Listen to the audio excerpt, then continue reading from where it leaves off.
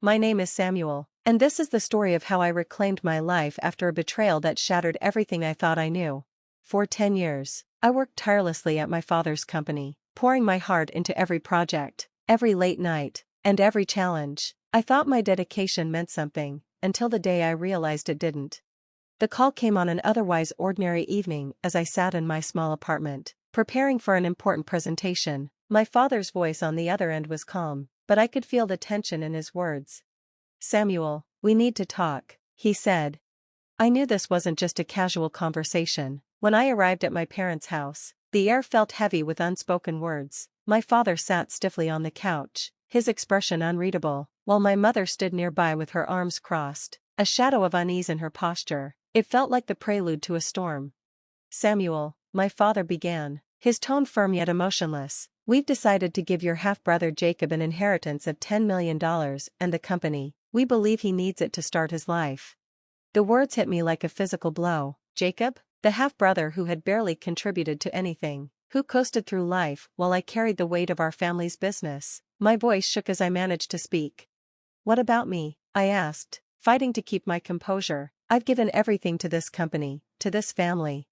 My father sighed, his expression one of detached reasoning, as if explaining a decision that was already final. "You've always been self-sufficient, Samuel. Jacob needs this opportunity more than you do. He's still finding his way." I couldn't believe what I was hearing. "Finding his way?" I repeated, my voice rising. "And my sacrifices? My hard work? Do they mean nothing to you?" "Please understand," my mother interjected softly, though her words only deepened the sting. "You're strong, Samuel. You've built a stable life. Jacob needs this more than you."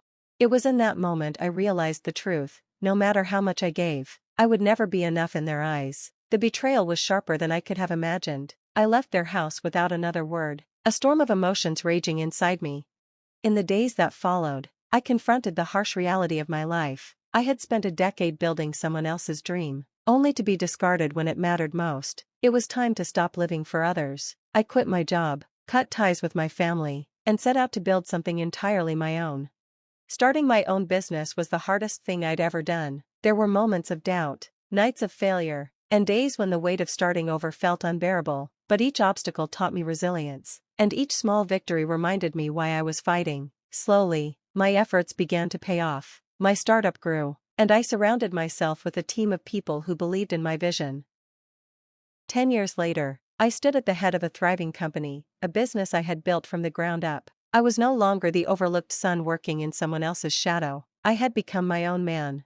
One sunny afternoon, I decided it was time to return home. It wasn't about seeking validation, but about closure. I needed to face the family that had once dismissed me and show them the person I had become. As I stood at the front door of my parents' house, my heart pounded, but I was ready.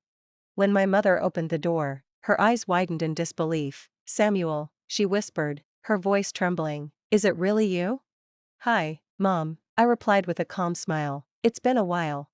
She stepped aside, still staring as if seeing a stranger. My father appeared moments later, his face a mix of shock and unease. "Samuel," he said, struggling to find his words, "we didn't expect. I mean, it's good to see you." "I thought it was time," I replied evenly. "A lot has happened in the last decade."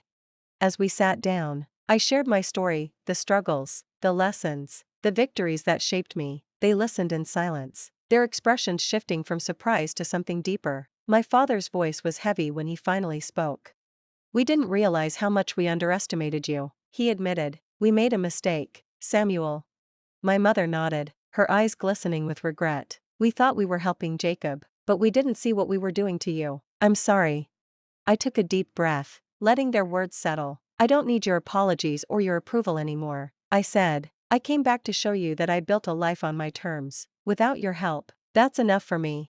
As I left their house that day, I felt a sense of closure I hadn't realized I needed. I wasn't the same person who had walked out of their lives 10 years ago. I was stronger, wiser, and finally free of the need to prove my worth to anyone but myself.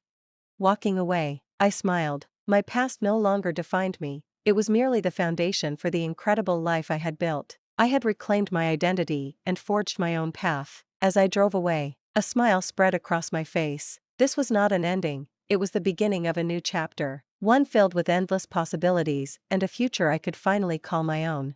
Leaving my childhood home stirred a mix of emotions: relief, lingering anger, and a powerful sense of liberation. I had confronted the ghosts of my past and taken a stand for myself. The weight I had carried for so long was gone, replaced by the exhilarating feeling of freedom. The road ahead seemed brighter than ever, and for the first time in years, I felt unstoppable. Back at the office, I was greeted by the familiar energy of my team, a group of individuals who had been my rock during the toughest times. Their smiles and enthusiasm were infectious, and I couldn't wait to share my experience with them. They weren't just employees, they were partners in a journey I was proud to lead. I gathered everyone in the conference room and began recounting my visit home. As I spoke of betrayal, resilience, and the journey to reclaim my life, I noticed the admiration in their eyes. They weren't just listening, they were connecting with my story in a way that reminded me why I started this company in the first place. When I finished, Grace, one of my most dedicated employees, spoke up.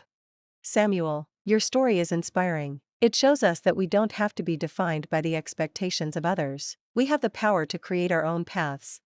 Her words resonated deeply with everyone in the room, igniting a renewed sense of purpose among us.